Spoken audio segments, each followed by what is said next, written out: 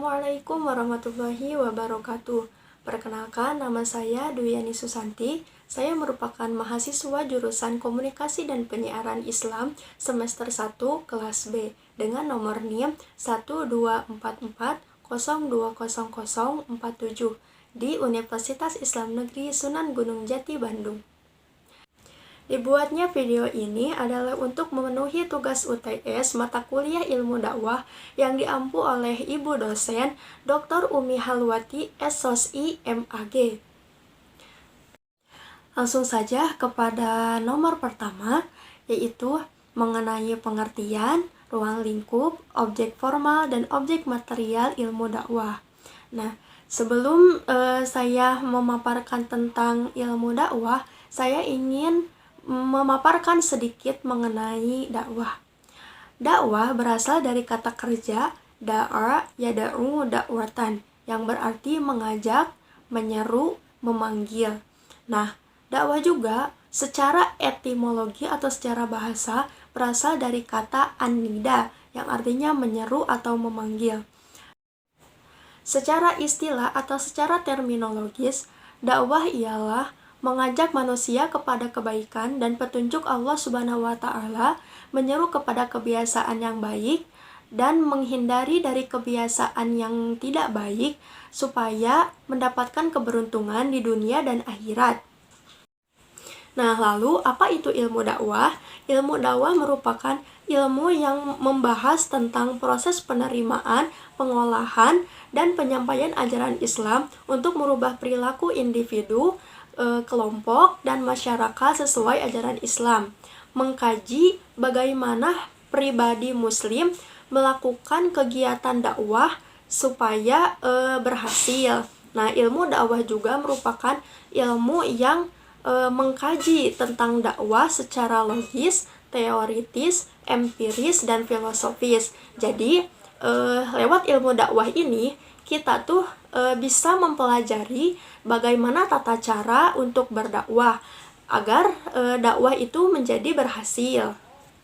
Dai secara umum adalah orang yang bertugas untuk menyebarkan ajaran Islam melalui dakwah, baik itu secara lisan, secara perbuatan maupun tulisan.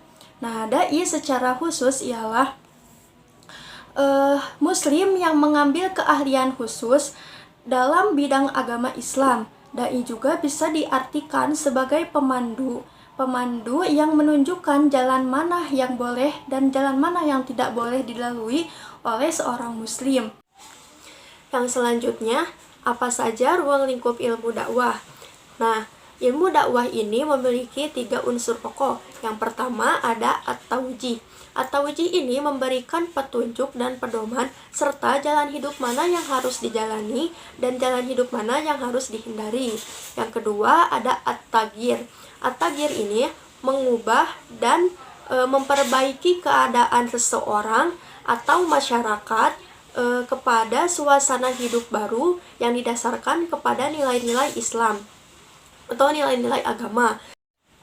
Lalu yang ketiga ada ar-roja, yaitu memberikan pengharapan akan sesuatu nilai agama yang disampaikan. Jadi lewat ar-roja ini, dakwah harus mampu menunjukkan nilai apa saja yang terkandung dalam perintah agama, yang mana dirasakan nilai-nilai ini merupakan kebutuhan pokok bagi kehidupan masyarakat. Selanjutnya, objek material ilmu dakwah. Objek material ilmu dakwah adalah ajaran pokok agama Islam, yaitu Al-Quran dan As-Sunnah, serta manifestasinya dalam semua aspek kehidupan umat Islam dalam sejarah Islam. Kemudian, objek material yang selanjutnya adalah manusia, Islam, Allah, lingkungan, yang mencakup dunia dan alam. Selanjutnya ada objek formal ilmu dakwah, yaitu sudut pandang tertentu yang dikaji dalam disiplin utama ilmu dakwah. Apa aja nih objek formal ilmu dakwah?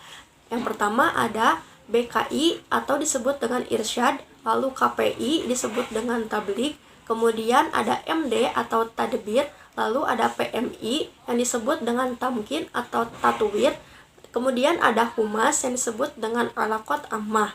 Nah, ilmu dakwah ini mencoba untuk melihat interaksi antara manusia yang menjadi subjek yaitu dai dan manusia yang menjadi objek yaitu mad'u dalam proses dakwah. Lanjut ke nomor 2 yaitu mengenai 3 manhaj ilmu dakwah. Nah, yang pertama itu ada manhaj istinbat. Nah, manhaj istinbat ini dakwah dengan merujuk pada Al-Quran dan As-Sunnah. Jadi, istinbat ini merupakan proses penalaran dalam memahami apa itu ilmu dakwah yang merujuk pada Al-Quran dan As-Sunnah. Nah, produk dari istinbat ini adalah teori. Nah, contoh dari manhaj istinbat ini ialah seperti Imam Syafi'i yang mengambil dalil-dalil hukum seperti Al-Quran dan As-Sunnah. Kemudian, seperti Imam Hambali yang menggunakan metode bayani, yaitu berpikir berdasarkan teks Al-Quran. Lalu yang kedua ada manhaj iktibas, yaitu dakwah dengan meminjam atau meminta bantuan dari ilmu-ilmu sosial. Nah, dalam manhaj iktibas ini merupakan proses penalaran dalam memahami apa itu ilmu dakwah dengan merujuk kepada Al-Quran dan As-Sunnah dengan meminjam atau meminta bantuan pada ilmu-ilmu dan teori sosial atau penjelasan perilaku manusia seperti sosiologis, psikologis, komunikasi, dan lainnya.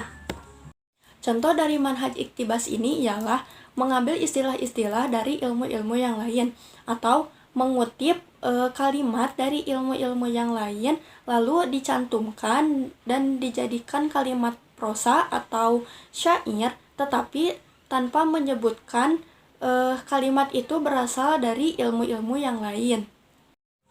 Lalu yang ketiga ada manhaj istiqra. Nah, manhaj istiqra ini merupakan dakwah melalui penelitian, baik itu penelitian referensi atau pustaka maupun penelitian lapangan. Jadi, dalam manhaj istiqra ini, proses penalaran dalam memahami apa itu ilmu dakwah dengan penelitian yang mengacu pada grand teori produk istinbat. Contoh dari manhaj istiqra ini ialah penggunaan metode pengajaran sorogan oleh para ulama atau para guru di pesantren. Nah, lewat sorogan itu kita meneliti suatu teks yang ada dalam kitab. Pada nomor 3 yaitu mengenai ragam kegiatan dakwah. Nah, yang pertama ada dakwah bil lisan. Nah, dakwah bil lisan ini ada tabligh atau KPI, ada irsyad atau BKI, kemudian ada humas. Lalu yang kedua ada dakwah bil hal, yaitu ada tadbir atau MD, ada tatwir atau tamkin, yaitu PMI, kemudian ada MHU. Nah, terus yang ketiga ada dakwah bil kitabah atau dakwah bil qalam, yaitu dakwah dengan menulis. Nah, mengenai dakwah bil lisan, yang pertama ada tabligh atau penyebaran pesan Islam. Nah, tabligh secara bahasa adalah menyampaikan, secara istilah adalah bentuk dakwah yang dilakukan dengan menyampaikan ajaran Islam melalui media. Nah, subjek dari tabligh ini adalah mubaligh atau dai. Lalu objeknya disebut dengan mubalag atau mad'u.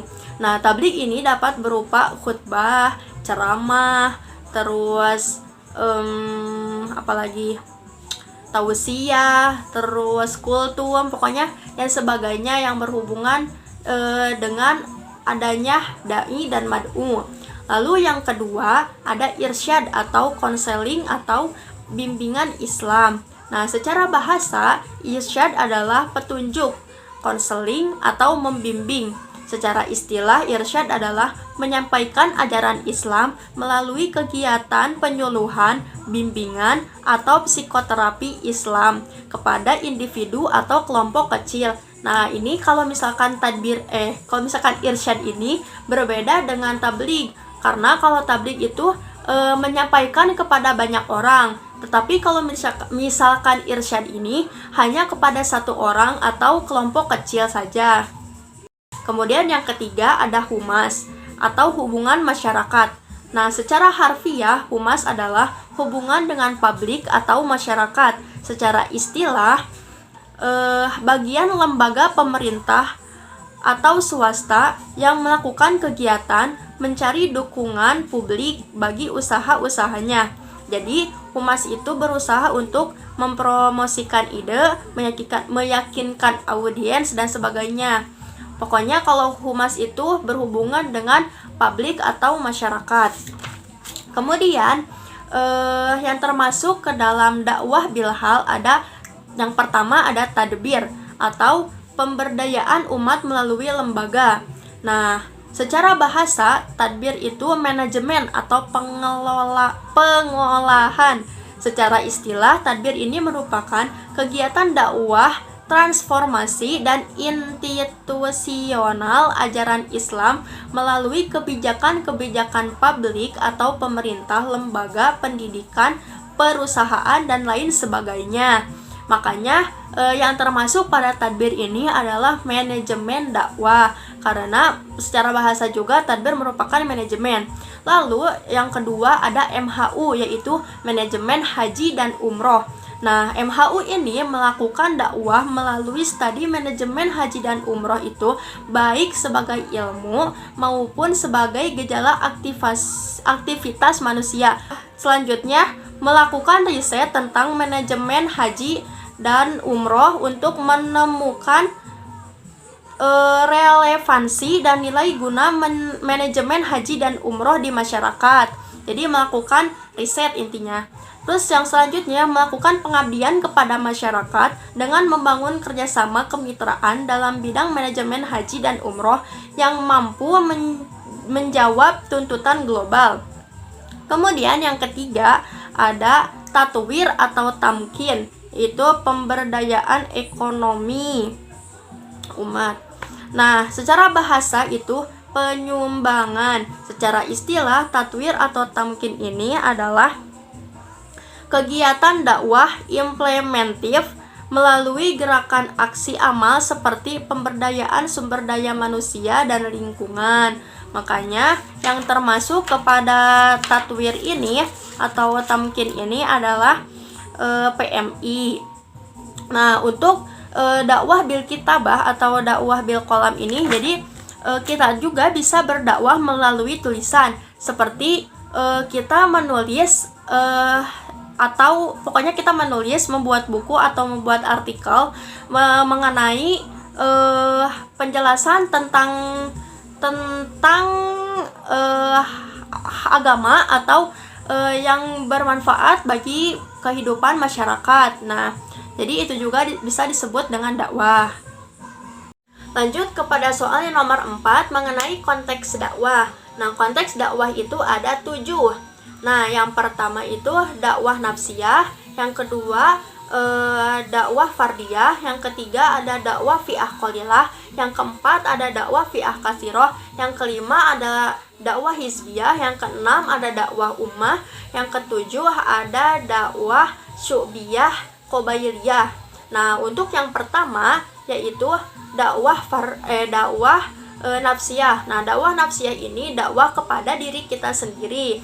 Nah, terjadi dalam pikiran, introspeksi diri, motivasi diri, pikiran yang positif, dan sebagainya. Nah, dalam dakwah nafsiyah ini, da'i dan mad'u adalah diri sendiri. Nah, kategorinya ini berupa irsyad atau konseling.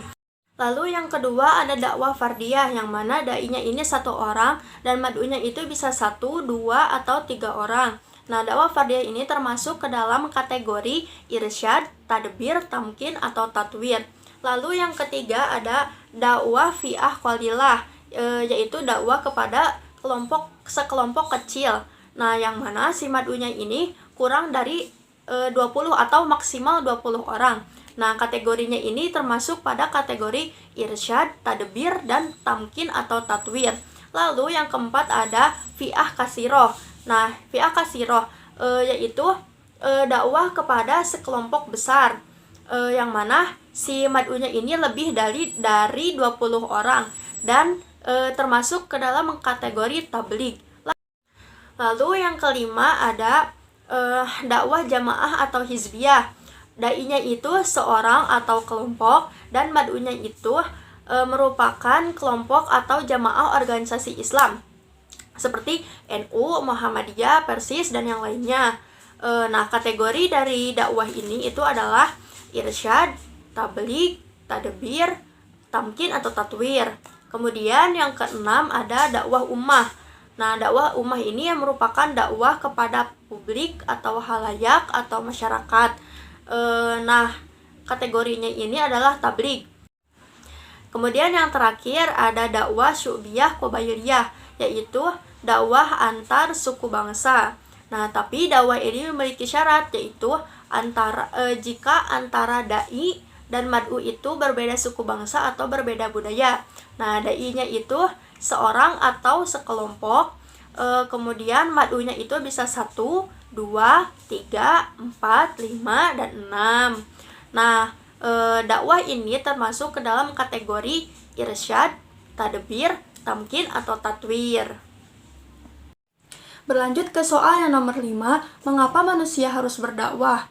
Nah, baik itu menurut landasan secara teologis, sosiologis maupun filosofis, berdakwah itu sangat penting. Mengapa? Karena dengan berdakwah kita dapat mewujudkan kesejahteraan dan kebahagiaan hidup di dunia dan di akhirat.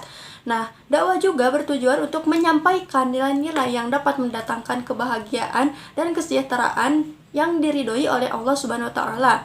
Nah, dengan berdakwah itu kita dapat menyampaikan hal yang mana hal tersebut itu sangat bermanfaat dan sangat penting untuk kehidupan kita.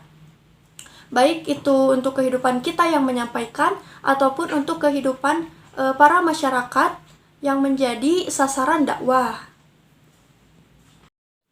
Selanjutnya, saya akan membacakan ayat-ayat dakwah. Yang pertama, surah An-Nahl ayat 125.